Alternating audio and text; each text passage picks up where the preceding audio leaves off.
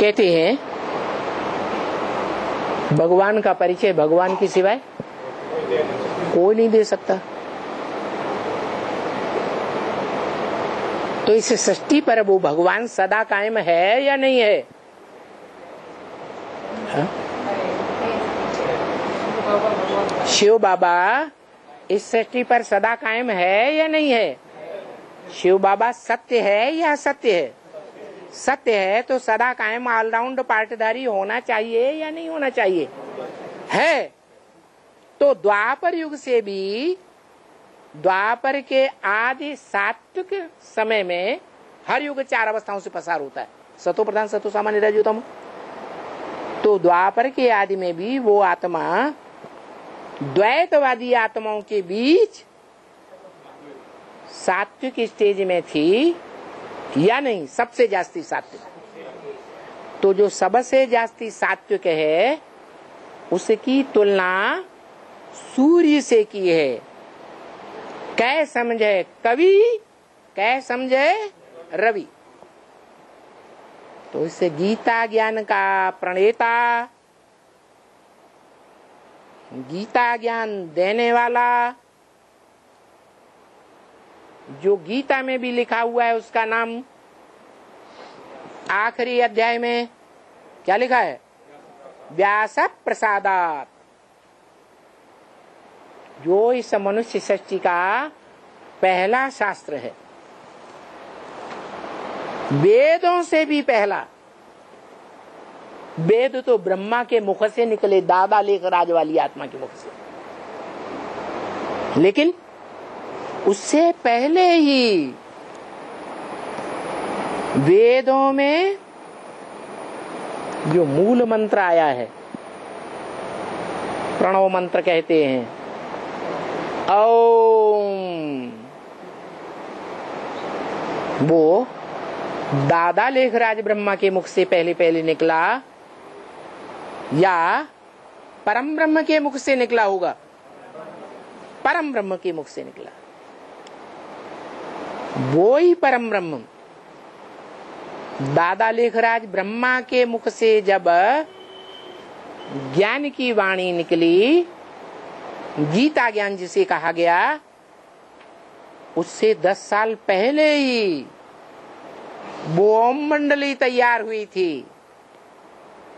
और जो ओम मंडली का प्रणेता था उसके मुख से पहले क्या निकला? ओम शब्द निकला। और उसी ध्वनि का संगठन में लगातार उच्चारण होता रहता था। और वेदों का मूल मंत्र क्या है? ओम। तो वेद वो बाद में लिखे गए, जो ब्रह्मा के मुख से निकले। वेद के वेद सन 47 से निकले, दादा लेखराज ब्रह्मा के मुख से। जो हद का है उसकी बात नहीं है। वेद का शास्त्र सन 36-37 से आदि से ही परम ब्रह्म के द्वारा निकला। जो पुराने ब्रह्मा कुमार कुमारी हैं अभी भी, उन्होंने वयोवृद्ध ब्रह्मा कुमारियों कुमारों से सुना है कि यज्ञ के आदि में प्यू नाम का कोई व्यक्तित्व था, जिसका अभी नाम लेना बिल्कुल ब्रह्मा कुमारियों ने बंद कर दिया जब से एडवांस पार्टी निकली। उसके द्वारा जो गीता है हमारी भारतवासियों का खास धर्मशास्त्र, जो दुनिया के सारे धर्म देशी विदेशी सब गीता ज्ञान का लोहा मानते हैं कि ज्ञान का जितना विस्तार गीता ज्ञान में है उतना हमारे धर्म ग्रंथों में नहीं है। वो गीता ज्ञान का व्याख्याकार यज्ञ के आदि में वो प्यू नाम का व्यक्ति था, जो शास्त्रों में भी प्रसिद्ध है। वेदों, आरण्यकों,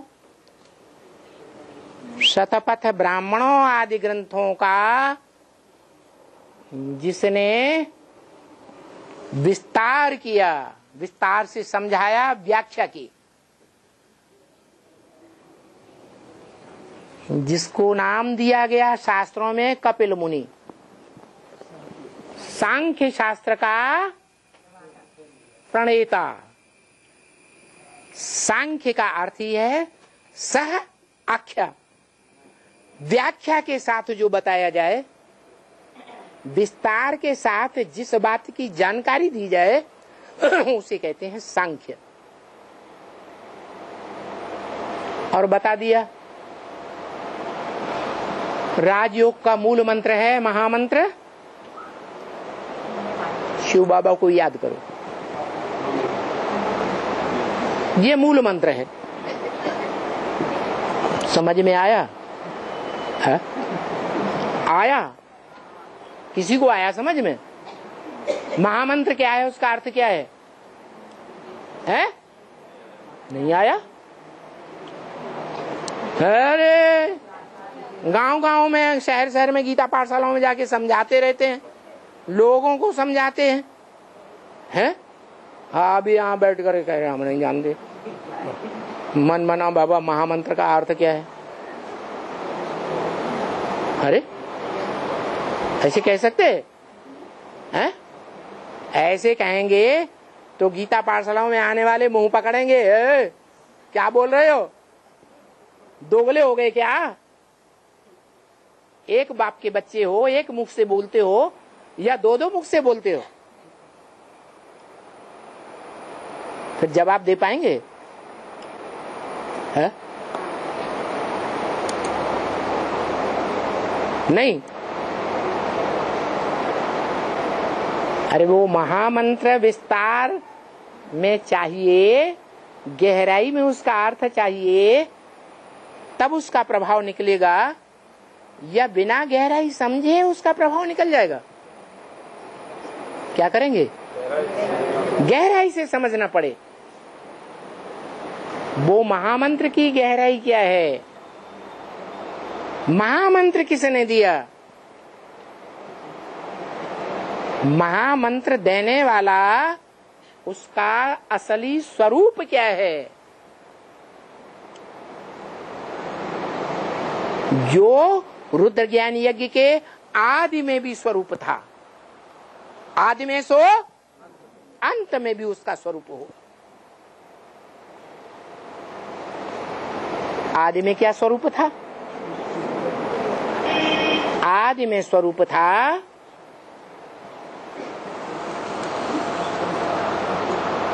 वो परम पुरुष। परम पुरुष जिस हीरो पार्टधारी आत्मा में आता है, जन्म मरण के चक्र में आने वाली आत्माओं के बीच जो परम पार्टधारी है, कौन? वो नहीं, उसकी तुलना किसी से नहीं की जा सकती। जिसमें प्रवेश करता है उसकी तुलना जन्म मरण के चक्र में आने वाली आत्माओं से की जाती है। क्या? कि वो आत्मा जो इस सृष्टि रूपी रंगमंच पर परम पुरुष है, पुरुषों में उत्तम है। क्या है? पुरुषों में उत्तम है। परम धाम की बात नहीं। वहां उत्तम मध्यम नीचे नहीं होते, होते हैं? नहीं। इस मनुष्य सृष्टि में जो परम पार्टधारी पुरुष रूपी आत्माओं में हीरो पार्टधारी आत्मा है, परम पार्टधारी आत्मा है, वो परम पार्टधारी आत्मा में प्रवेश करता है और जिस समय प्रवेश करता है उस